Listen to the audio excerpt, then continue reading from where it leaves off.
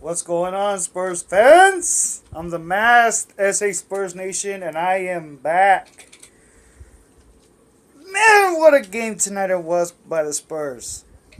The San Antonio Spurs against the Cleveland Cavaliers. And I know I was supposed to be back after the Spurs beat the Lakers, but do I really have to be back? I mean, like I said, the Lakers, I mean, they completely suck. They're horrible. They're a terrible team. They're already like the new Milwaukee Bucks of the NBA. That's how bad they suck. I mean, really suck. Even with Cobum or Cobrick, Bitch, however you want to call them, it still wasn't enough.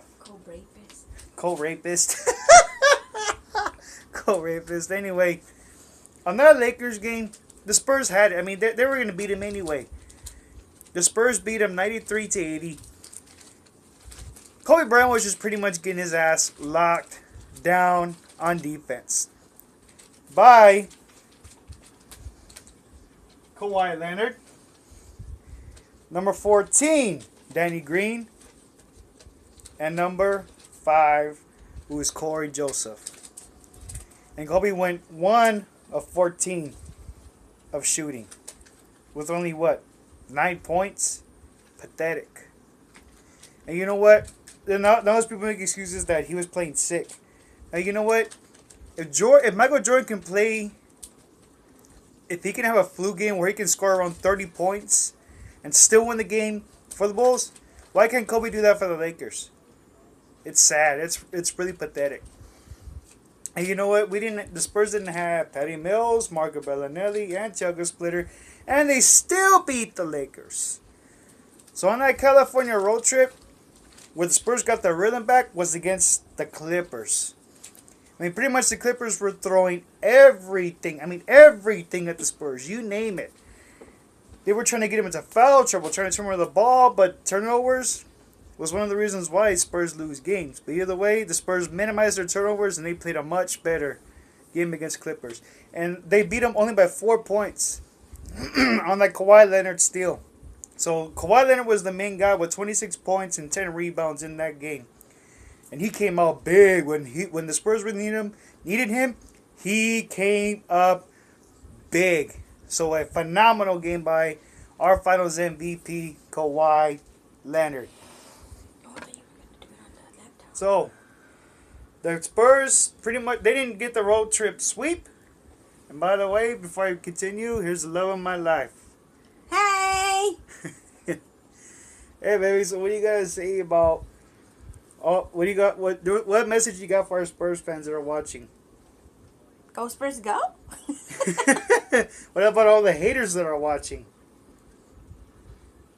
You heard it. You heard it. You didn't hear it. You saw it. You saw it, folks. Fuck all the haters that hate on our Spurs, and we are going to be back to back. Let me show you what I think of Spurs. No, just kidding. Let me tell you what I think about all you haters. No, I'm just kidding. I'm not gonna do that. This is a Spurs channel. Yeah, it's my Spurs channel. So, thank you, baby. All right. Okay, and I'm gonna ask him to marry me. No, just kidding. No, just kidding. My baby. He's my baby. This is what you call Spurs love, but not only Spurs love, it's love for life. You look sexy. What are you talking about? Bye. And as you saw, that was the love of my life, who's also my director who does my videos for me. But I'm giving her some time off, so because she works hard, she has a busy life just like I do. That's why I haven't been on, but now I'm here. So for tonight's Spurs and Cavaliers game, the Spurs this game could have gone either way. I mean, the game got ugly. It was a good game. The Spurs were trailing by as much as 11 against the Cavaliers. But either way, even with the turnovers and the bad shooting that the Spurs had, the Spurs still managed to beat the Cavaliers by 2 points. And the one thing that really pissed me off in this game was why the hell did they not give LeBron James 2 technical fouls? That first one in the first half, I think it was the second quarter. LeBron got mad because there was a foul called on him, and he bounces. I mean, he completely throws the ball hard to the floor. I mean, he bounces off the floor, and they don't give him a technical at all. They do not give him a technical at all. Now, if someone on our team did that, right away. And the second technical foul they should have called. There was a foul on LeBron James. Okay, he over-exaggerated. And he was pretty much in the referee's face. Like, in his face, getting after him. That should have been a technical. And not only that, that should have been automatic ejection right there. But, again, if one of our players do it, that's a technical. He's a poster boy of the NBA. They're always kissing his ass. I mean, they never... it doesn't matter how good a player you are. Everyone in the NBA, is supposed to be treated the same, no different. Nobody's supposed to be the golden boy of the NBA at all. It's supposed to be a fair game. If a Spurs player did something wrong, that got him a technical, hey, a technical foul. If they hit someone or something, that should be a foul, okay? But every player in the NBA is supposed to be treated the same. No one's supposed to get special treatment. That's bullshit. It's not about picking favorites. It's about calling the game down the middle like how it's supposed to be called down the middle. But either way, the Spurs still showed LeBron why the Spurs swept the Cavaliers back in 2007. So here are players who are in double figures tonight. Kawhi Leonard had 12 points, 10 rebounds, 4 assists, 4 steals. A great defensive performance by him. And locking down LeBron James, going only 6 of 7 with 17 points, 6 assists, and 9 rebounds. So good job, Kawhi Leonard. And no matter what you do, la bitch or la choke, Kawhi Leonard will always be your shadow until the day you retire. Remember that. And by the way, when LeBron choked by turning over the ball,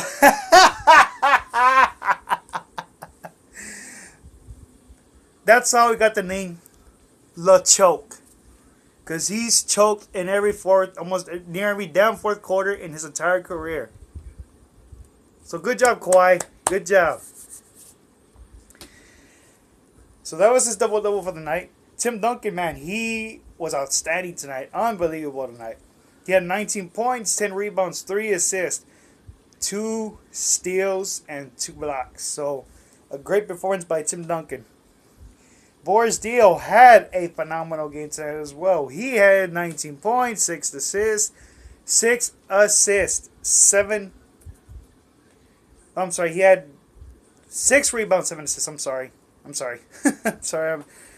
just like, oh, because I can't believe that they did it. They within 2, but the Spurs did it. So 19 points for DL, 6 rebounds, 7 assists, 3 steals and a block. So he was almost with the double-double or even a triple-double. But he played phenomenal. And then you've got Corey Joseph, who's been a major factor for the Spurs team. He scored 10 points, 3 rebounds, 3 assists. And yeah, ever since Patty Mills has been out with an injury with his shoulder surgery, Corey Joseph has really upped his game very well. And I'm impressed, and I hope that the Spurs do re-sign him, because if Corey Joseph keeps playing the way he does, he's gonna want, a deal from the Spurs. But I mean, they can give it to him. And also, before I end this, there's a thing going on that if Tim Duncan retires after this season, and he gets his 6th ring, and he will. The Spurs are interested in signing Marc Gasol because next season Marc Gasol will be a free agent. And if they pick him up, I mean, he's going to be a replacement for Tim Duncan. That would be a big pickup right there. Because he's a good scorer, he can rebound, and he's a great, solid defender. A little older, but hey, I would love to have Marc Gasol on this Spurs team. He knows what he's doing. I mean, he's a phenomenal basketball player. I really hope the Spurs do get him. Anyway, guys, again, busy live, but I'm back here talking Spurs basketball with you guys. So, I'll see y'all probably this weekend after when the Spurs face the Brooklyn Nets. So, until then, guys. Oh, by the way, Spurs improve to 7-4 of the season for Spurs basketball. So until then, guys, go Spurs, go!